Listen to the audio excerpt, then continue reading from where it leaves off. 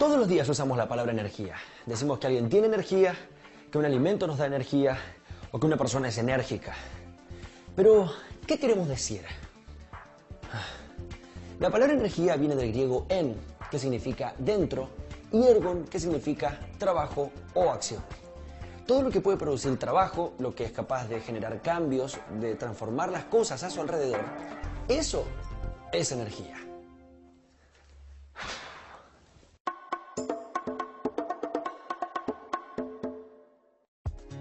Un poder transformador. Y la física es una de las ciencias que la estudia. El viento que sopla tiene energía porque puede derribar árboles o producir destrozos. Un cuerpo que cae desde lo alto tiene energía porque cuando choca, aplasta lo que queda debajo. Y un combustible tiene energía almacenada porque al quemarse produce calor. La energía tiene muchas formas de manifestarse, muy diferentes y muy cambiantes. La energía gravitatoria, que tiene los cuerpos elevados, debido a la fuerza de atracción que existe entre los cuerpos, en particular entre la Tierra y todo lo que está a su alrededor. La energía eléctrica, como la de los relámpagos o las baterías, debido a la fuerza eléctrica que existe entre todos los cuerpos que tienen carga eléctrica. La energía radiante de una luz de una lámpara o los rayos del sol. La energía térmica, también denominada calor, que se transmite entre cuerpos a diferentes temperaturas, desde los más calientes a los más fríos. La energía nuclear, debido a la intensa fuerza atractiva que mantiene unidas a las partículas que constituyen los núcleos atómicos y se aprovecha en los reactores nucleares, en las bombas nucleares, armas poderosísimas. La energía que nos llega desde el Sol también es de origen nuclear. La energía química, como la alojada en las uniones de las moléculas que forman los combustibles o en las sustancias de una pila eléctrica. Pero lo más notable es que si bien la energía puede cambiar, no puede destruirse ni crearse.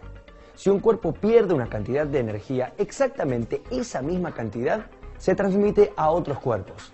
De manera que la energía total es la misma en todo momento. Esta es una ley que se cumple en todo el universo y se llama principio de conservación de la energía.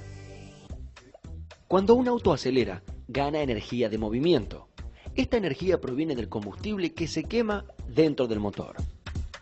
La energía que necesitamos para realizar nuestras actividades cotidianas y para mantener nuestro cuerpo en funcionamiento, la obtenemos de los alimentos que ingerimos.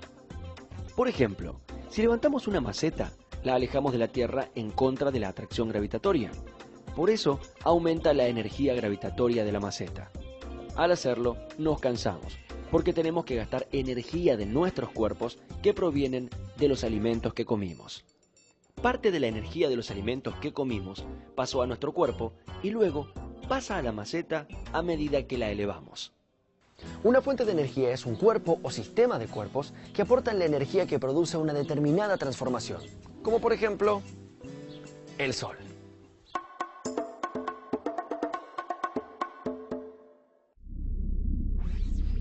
El Sol produce constantemente radiaciones, inmensas cantidades de energía que se liberan al espacio en forma de ondas. Una parte de estas radiaciones recorre 150 millones de kilómetros e impacta sobre la Tierra en exactamente 8 minutos. Rápido, ¿no? La energía radiante viaja desde el Sol a 300.000 kilómetros por segundo. Eso es la velocidad de la luz. Pero volviendo al tema, una parte de la energía radiante que llega al planeta es reflejada por la atmósfera hacia el espacio. Otra es absorbida por el aire de la atmósfera y por último, una parte llega al suelo. Esa energía recibida mantiene a nuestro planeta en constante cambio. Todos los materiales que existen en la Tierra están formados por átomos. El aire, el agua, los minerales, las plantas y los animales son conjuntos de millones y millones de átomos unidos entre sí. Al llegar a la Tierra, la energía de las radiaciones solares es absorbida por estos materiales. Entonces, aumenta la agitación de las partículas que los forman y los materiales se calientan. Este calentamiento produce fenómenos en la atmósfera, los océanos y los vegetales verdes como las plantas y las algas de nuestro planeta. La energía solar no llega a todas las regiones de la Tierra con la misma intensidad. Existen regiones más frías que otras y diferentes climas. En la atmósfera, el aire calentado por el Sol se mueve hacia zonas más frías y el aire más frío pasa a ocupar las regiones donde estaba el aire más caliente. Así, se producen los vientos. En los océanos, la energía solar también produce zonas más calientes que otras y da lugar al fenómeno de las corrientes marinas, que son enormes circulaciones de agua. Las corrientes oceánicas trasladan agua templada desde el ecuador hacia los polos, mientras que el agua fría, por su parte, se mueve hacia el ecuador. De esta forma, la Tierra distribuye el calor de su superficie, pero además, el Sol tiene otro efecto sobre el agua de la superficie terrestre. Al calentar los océanos, lagos y ríos, hace que el agua se evapore y pase a la atmósfera. La enorme cantidad de agua evaporada forma nubes, que son arrastradas por los vientos. Cuando las nubes se enfrían en lo alto de la atmósfera, el vapor de agua que las forma se condensa y cae en forma de lluvia. Casi la tercera parte de toda la radiación solar que alcanza la parte superior de la atmósfera se consume en este ciclo de agua. Y esto se repite constantemente. Evaporación, formación de nubes y precipitación. La energía solar es responsable de que exista vida sobre la Tierra. El Sol es la fuente de energía para el crecimiento de las plantas, ya que la energía solar permite el cambio de sustancias dentro de ellas. La fotosíntesis es el proceso por el cual los vegetales verdes aprovechan directamente la radiación solar y la conservan en su interior. Al ser consumida por los seres vivos, esta energía es liberada y sirve para mantener los procesos vitales de las células. Por eso, podemos decir que en general, la vida crece gracias a la energía del Sol. Pero no solo el Sol es fuente de energía, hay otras fuentes y son muy importantes para el desarrollo de nuestra vida en el planeta. El petróleo es la principal fuente de energía para la actividad en las grandes ciudades. La energía guardada en el petróleo, que se libera cuando se lo quema, permite mover motores y generar electricidad para hacer funcionar la multitud de aparatos y dispositivos que se usan en las ciudades.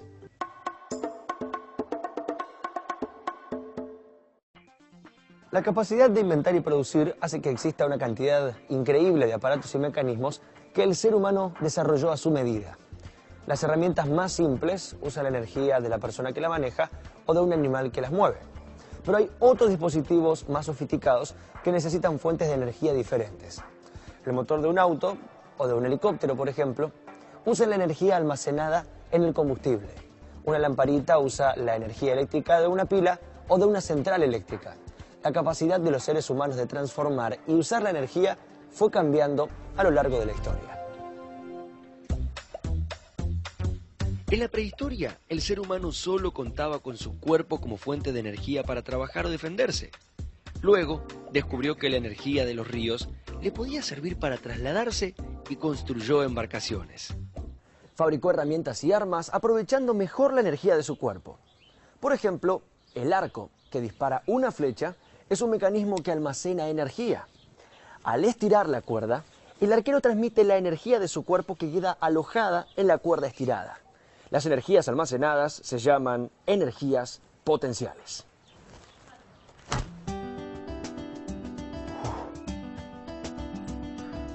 La cuerda del arco estirada almacena esta energía potencial elástica que se transforma en energía del movimiento de la flecha. Al descubrir el fuego, el hombre pudo usar la energía química de los materiales combustibles. Así obtuvo luz y calor. Pudo coser vasijas de barro y lograr en este material un cambio que lo hacía más resistente. Y hace unos 8.000 años aprendió a cultivar la tierra y descubrió como fuente de energía el cuerpo de los animales domésticos para aliviar su trabajo. En Egipto, hace unos 4.500 años, se comenzó a aprovechar el viento. La energía transmitida a las veletas de los barcos los impulsaba sobre el agua. Mucho después, hace unos 1800 años, Arquímedes, un sabio griego, utilizó la energía del sol como un arma para derrotar a una flota romana que atacaba a su ciudad, Siracusa. Con enormes espejos curvos de bronce, Arquímedes concentró la energía de los rayos del sol y las dirigió hacia las embarcaciones de madera para incendiarlas. Pero en este recorrido histórico, los molinos de viento y las ruedas hidráulicas merecen una atención especial. Los romanos usaron la energía de los cursos de agua para mover enormes ruedas que al girar elevaban el agua que recogían entre sus paletas. Estas ruedas hidráulicas fueron la fuente de energía más importante durante cientos de años.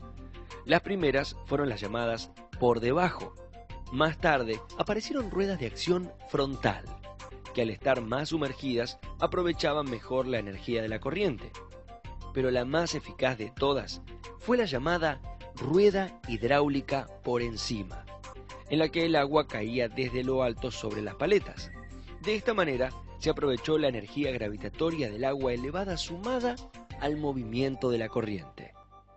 En el siglo IV, varias de estas ruedas hidráulicas hacían funcionar un importante molino romano. En un solo día de trabajo producían harina para miles de personas. En esa época ya hacía mucho que se usaban también molinos de viento, un invento que se atribuye a los persas. Estos molinos tenían un eje vertical fijo encerrado en un recinto por donde se hacía pasar el viento. En Europa, los molinos de viento aparecieron hacia el año 1100, pero sus ejes eran horizontales y las aspas giraban al aire libre. El problema es que estos molinos solo giraban cuando el viento soplaba en la dirección adecuada.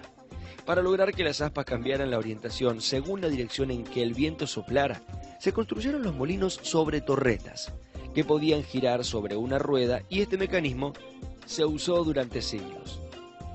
Hacia el año 1700 se inventó un sistema automático para girar la torreta. Una pequeña rueda con aspas actuaba como timón y corregía la dirección del molino al menor cambio del viento. Estos molinos todavía son usados en algunas regiones con muy buen resultado. El viento hace el trabajo que harían 30 caballos. El viento es una fuente de energía poderosa, pero hay otras. El vapor.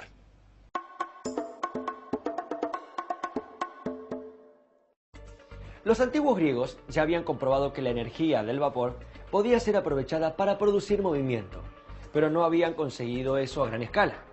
Recién hacia el año 1700 se tuvieron los conocimientos suficientes sobre el calor, la presión y los gases como para aplicarlos en una máquina, la máquina de vapor. Esta invención permitió aprovechar enormes cantidades de energía para mover pesadas maquinarias en la fabricación en masa de productos elaborados. La industria creció en las sociedades europeas, cuyas economías pasaron de una base agrícola a la producción en fábrica. Este importantísimo cambio se conoce como revolución industrial, pero vemos cómo funciona el uso del vapor. La máquina de vapor consiste fundamentalmente en una caldera cerrada de metal con agua bajo la cual se quema un combustible. Al calentarse el agua, se transforma en vapor. A mayor temperatura del vapor, mayor presión. Al dejarlo escapar por un orificio, sale el vapor formando un chorro de altísima velocidad. Si el chorro choca contra una hélice, la hace girar. El movimiento de la hélice se transmite a otras partes para movilizar dispositivos mecánicos. Un inventor escocés llamado James Watt hizo el sistema más barato y eficiente, logrando que el vapor se condense en un recipiente especial, el condensador. De esta forma se podía mantener siempre caliente el cilindro, ahorrándose una importante cantidad de combustible. Se lo usó entonces como fuente de energía para telares en fábricas y otro tipo de industrias. Pero el símbolo de la era del vapor fue la locomotora. En 1830, en Inglaterra, se inauguró la primera vía férrea pública para el transporte de pasajeros y de carga que funcionaba exclusivamente con locomotoras de vapor.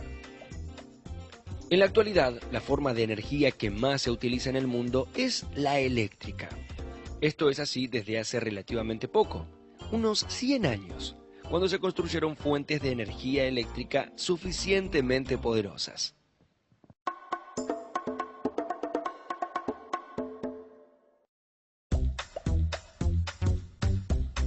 Sin embargo, la electricidad fue descubierta hace unos 2600 años por Tales de Mileto.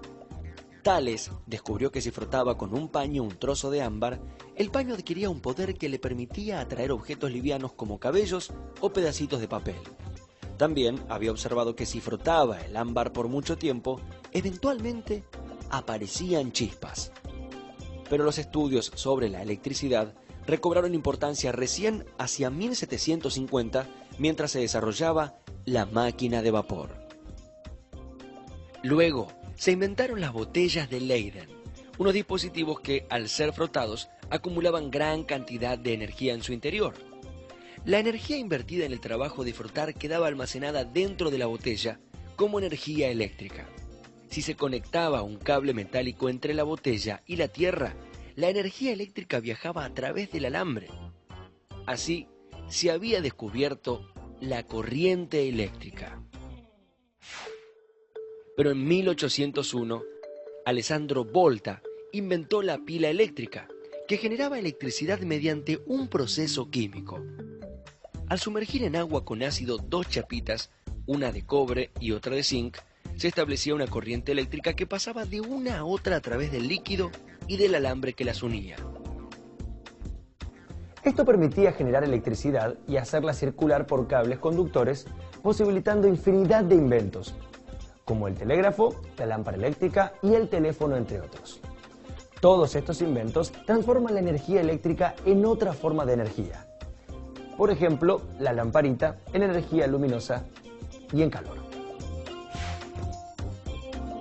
El inventor estadounidense Thomas Edison, que vivió entre 1847 y 1931, inventó la lámpara de filamentos de carbono y el generador de corriente continua, esencial para establecer comercialmente la luz incandescente. Este invento tuvo un éxito extraordinario.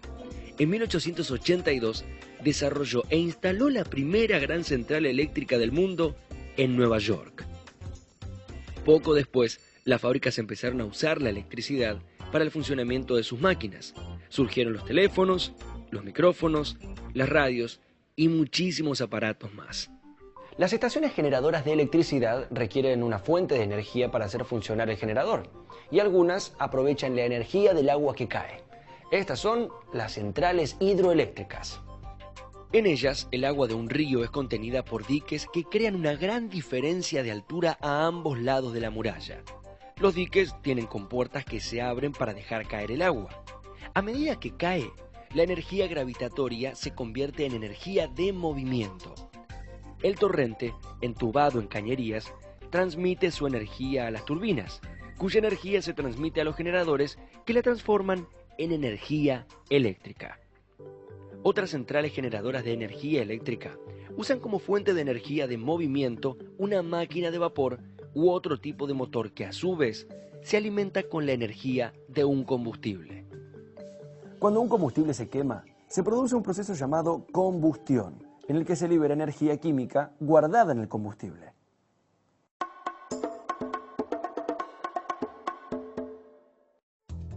A partir del año 1910 comenzó el uso masivo del combustible y por eso se modificó completamente el consumo mundial del petróleo. El constante aumento del consumo de energía en las sociedades modernas hizo que la demanda de petróleo como combustible creciera enormemente. Hoy se calcula que la reserva mundial de petróleo alcanza solo para unos 50 años más. Además, los gases y las sustancias que producen los combustibles derivados del petróleo cuando son quemados contaminan el medio ambiente, y los derrames de petróleo son una fuerte amenaza para el ambiente marino. Es urgente que la humanidad use otras fuentes de energía más limpias y menos contaminantes. Una opción es la energía nuclear.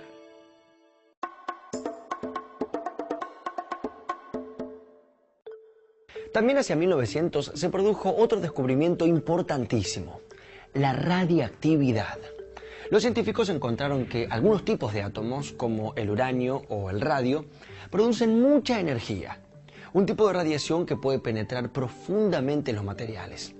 Poco después, a principios de la década del 40, consiguieron aprovechar estas radiaciones para bombardear materiales y desencadenar en ellos una reacción nuclear en cadena, que libera inmensas cantidades de energía, mucha más de la que ninguna otra fuente hasta entonces usada por el hombre. Lamentablemente, la energía nuclear se usó para producir bombas muy potentes que causan gran destrucción y daños terribles. Pero la radiación nuclear también es una fuente de energía que tiene aplicaciones pacíficas. Hay centrales eléctricas que, en vez de quemar combustibles fósiles como el petróleo o el carbón, aprovechan la reacción en cadena que provocan los átomos de uranio o plutonio para generar calor. Este calor se usa para hacer funcionar enormes máquinas de vapor que mueven las turbinas de un generador eléctrico. La energía nuclear se transforma en energía eléctrica. En nuestro país existen 2 centrales eléctricas nucleares. Atucha 1 en la provincia de Buenos Aires y Río Tercero en la provincia de Córdoba. La humanidad reclama más y más energía. Pero, ¿alcanzará la que tenemos? ¿Seremos capaces de generar energía limpia y segura?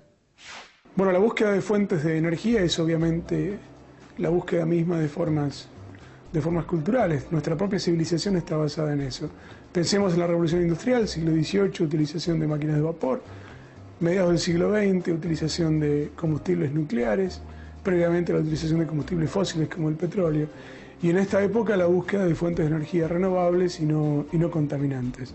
En los proyectos a gran escala que actualmente se están desarrollando, el proyecto de fusión nuclear es quizá el más promisorio, está siendo llevado adelante por la Comunidad Europea y entre los beneficios agregados es el bajo nivel de contaminación, nula contaminación existente en todo el proceso. Y las contras en este momento son más bien de tipo tecnológico, es decir, más que contras son limitaciones. Es la búsqueda de materiales que puedan ser utilizados en la construcción de un reactor de fusión. Hay fuentes de energía renovables con las que podemos contar para siempre y fuentes de energía no renovables. Existen en una cantidad limitada y terminan por agotarse, como los combustibles fósiles, el carbón, el gas, el petróleo o los combustibles nucleares como el uranio. Renovables son aquellas fuentes que no se agotan, como por ejemplo la energía solar, la del viento, la de las mareas o la del interior de la corteza terrestre.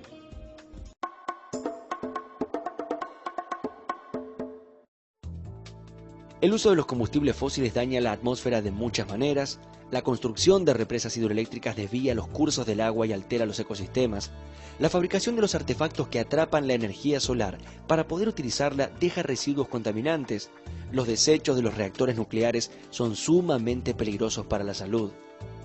Y podríamos seguir enumerando consecuencias. Pero hay fuentes menos contaminantes que otras, y además podemos disponer de ellas por mucho más tiempo. Los aerogeneradores y los colectores y paneles solares van en ese camino.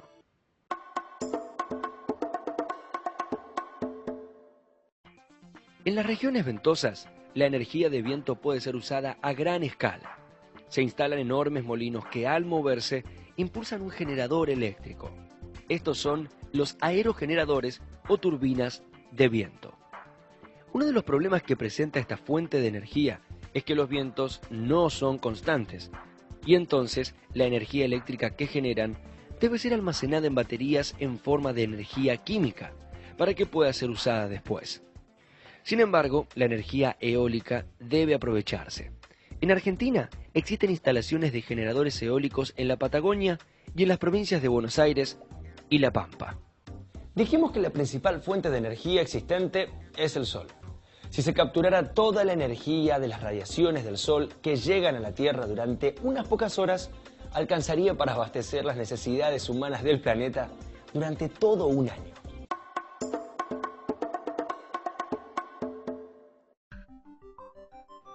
La energía de la luz se convierte en energía eléctrica. Para las zonas con mucho sol y cielo despejado, los paneles solares brindan una solución al problema de la electrificación. La electricidad obtenida en los paneles puede ser usada de manera directa o bien puede ser almacenada en baterías para usarse después. Ahora existen muchos aparatos eléctricos que funcionan con paneles de celdas solares como relojes, lámparas, automóviles y satélites espaciales. Todavía los costos no permiten su fabricación a escala masiva, pero es muy probable que en algunas décadas buena parte de la energía eléctrica consumida en los países que reciben abundante radiación solar tenga su origen en paneles solares. La energía solar es un buen recurso, pero ¿qué pasa los días nublados o de invierno?